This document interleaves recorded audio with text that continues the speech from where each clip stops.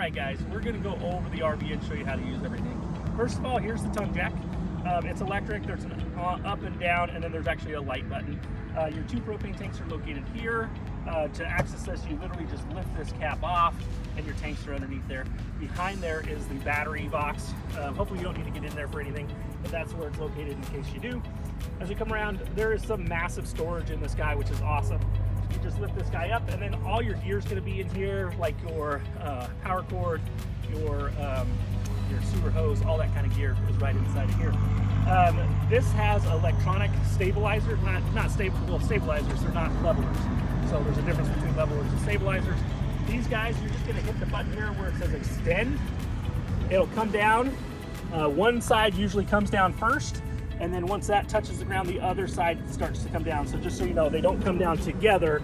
You want to pay attention to where they're at. Obviously, put those all the way up before you drive away. They are expensive to replace. Each jack is about $900 to have it reinstalled if you leave it down and pull away, or even if you bend them or something. So just make sure you're raising those up. These are just little things you need to make sure you do before you leave my campsite. Just hit that. It's super easy, electronic, just buttons. So you have your awning here. Just remember, awnings are extremely delicate. They are not meant to be out in inclement weather, rain, wind. Close these puppies up. You can use it, we want you to enjoy it, but just make sure it's a sunny, not breezy day. You just want to make sure those are closed. They are pretty expensive, and most insurance do not cover that. If you break it, you pay for it. So they run about $1,700. So sometimes we do recommend you just bring an easy up awning. That's a lot easier than breaking one of these if you're worried about it or headed to the lake or something like that. So as we come around, we're going to talk about the entry steps and doors. Pretty simple. This has the sure step system. You're going to open this up, make sure this door is all the way open, 180 degrees. You don't want one of these panels here to hit the door and kind of mess it up and scrape it up. So you're going to open this all the way, and then there's a little blue lever here. You'll pull the lever, and there's a handle. You'll just pull it, and it'll come down. I'll show you all the way down in a minute, but I want to go over how to adjust these legs. This is cool because you can actually kind of park if it's uneven ground. Each leg is independently adjusted. To do that, you'll just push this button here. See how that goes? And you can lock it into any height you want. There's a little button you push in. And you'll see how this works when we put it down right now. So it's going to come down. That leg is actually a little shorter right now, so you'll just drop it down. Oh, that's actually pretty good. But you can actually adjust that. One other thing you want to make sure is that this surface is level. This kind of goes over and kind of cups it.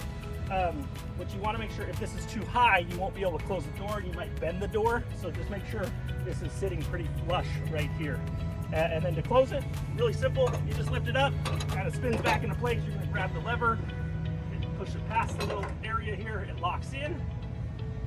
Close the door, and you're good to go. Right here, this is a nice little storage area. It's a little prep surface area. There's not like a full kitchen or anything in there. There is a little sink, but just maybe it's more like just a prep area for your gear. As we come around, we're going to take a look here. Once again, these are your extenders on your jacks. Hit the button up and down. Once again, make sure those are up. You don't want to go over any weird terrain where you're kind of rocky like that. You just want to make sure you're on pretty solid level to the ground. A little bit more storage area here. It's just a little area for putting some stuff in. Hopefully you never need it, but there's a spare tire right here. Trailers do not come with jacks for changing tires. Your vehicle should have one of those, but it does have a star for changing a tire if you needed to. This right here is your power connect. So inside the RV is a power cord. You'll plug it in right here, and then the other part goes into the RV park hookup or into the generator for running that. As we come around, there's going to be a black water or black tank flush, which is, excuse me, right here. Just make sure if at any time, if you look underneath here, you have your dump valves. You have a gray water dump valve and you have a black water dump valve, okay? Just make sure anytime you're flushing water through the system right here to clean those tanks, those valves must be open. You do want it to backflow or backfill into the RV or anything. That would not be a good situation. So just make sure if you're pushing water through it, you have this, and using this one right here, you have those open when you're dumping, okay? And then you have your city water connect here. This is for if you're at a campground or something. They have like shore power and water, all that kind of stuff, full hookups. you can plug in water here. We always do recommend you just fill the water tank and then just use the water tank, because sometimes the water goes out at a park or power goes out, that kind of stuff. At least you'll have some onboard water there. This is a large slide out. It comes out about 3.5 feet, so just make sure you're not parked next to any trees. You shouldn't be by trees anyways. Just make sure you stay away, stay in safe spots. A lot of times people will get close to trees. They don't realize they have these big branches that come off and they can hit things on top of the RV and tear up air conditioning units. These shouldn't be near trees at all. At least 15 feet away from a tree on each side of you. As we come back down here, there's just the back of the refrigerator. There's a little thing that hangs right here that's just to let water condensation drip out. Some people have questions about that. And then your water fill, I'm sorry, I missed one thing right here. There's a second gray water tank, pull valve. That's for like your kitchen area, your kitchen sink, all that water. That's where you would dump that one. Right here's your water fill for your water, onboard water tank. You'll just get garden hose, go ahead and fill that up.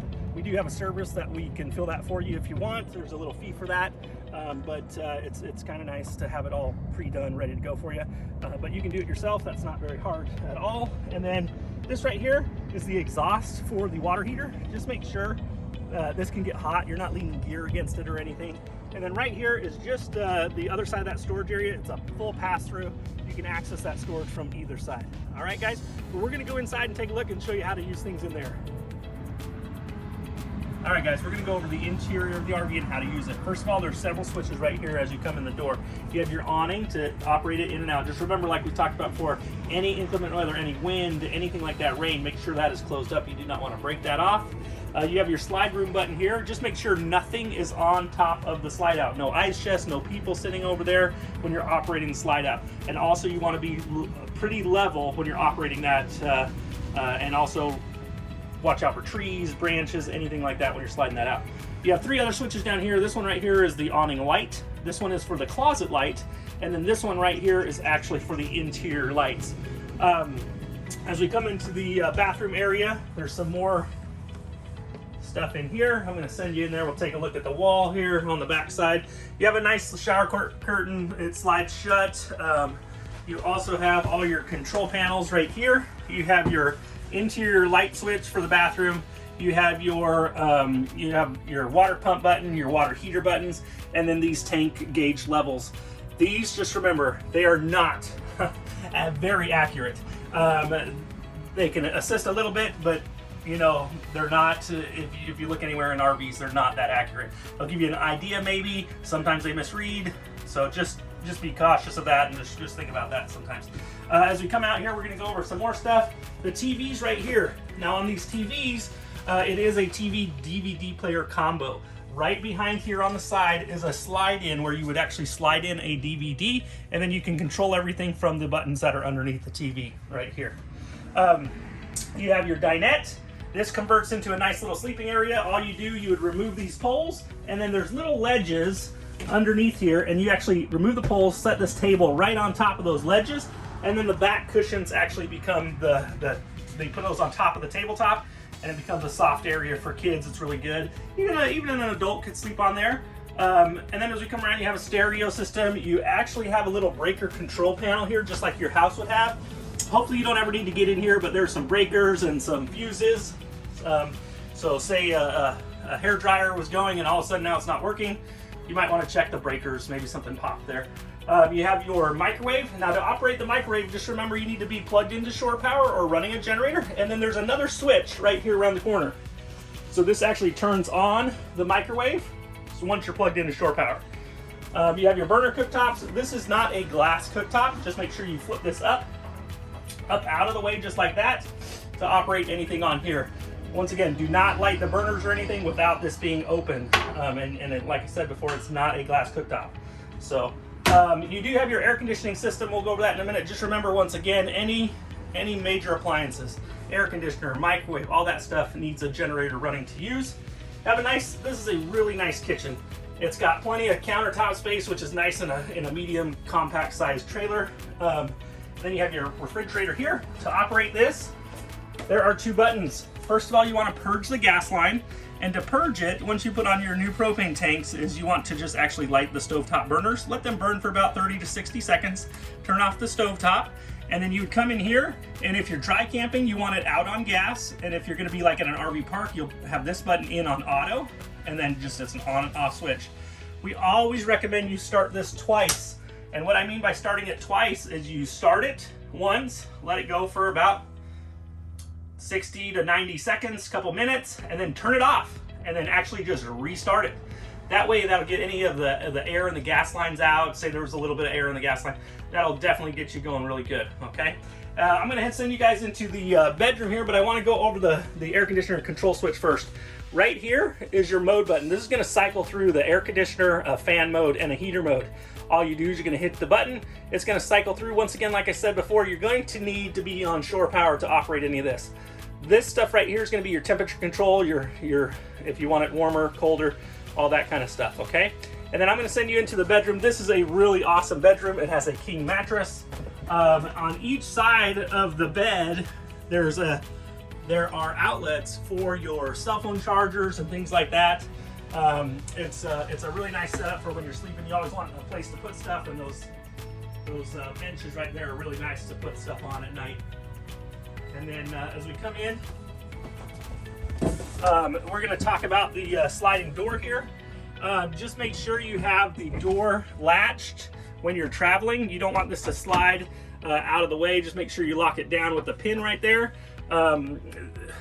That's the number one thing that happens in one of these trailers is somebody doesn't lock it down, and then we have to replace or repair all this paneling because it's during your drive, it's been shifted and moved or broke off. So just make sure that's all locked down when you're traveling. All right, guys, if you want to step out one more time here.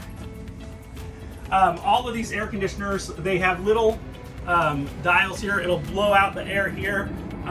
Like I said before, just remember shore power. We get a lot of questions about the air conditioners and having them work. In the summertime, if it's really hot out, you want to run them for a few hours and turn them off. Let them kind of cool down a little bit and then re-turn them on. They can kind of freeze up, especially in the Arizona heat. So you want to make sure that you're cycling those on and off and not just running it constant all the time, okay? Well, great, we're excited to have you. This is one of my favorite RVs, and I'm sure you guys are gonna love it, and we'll see you soon.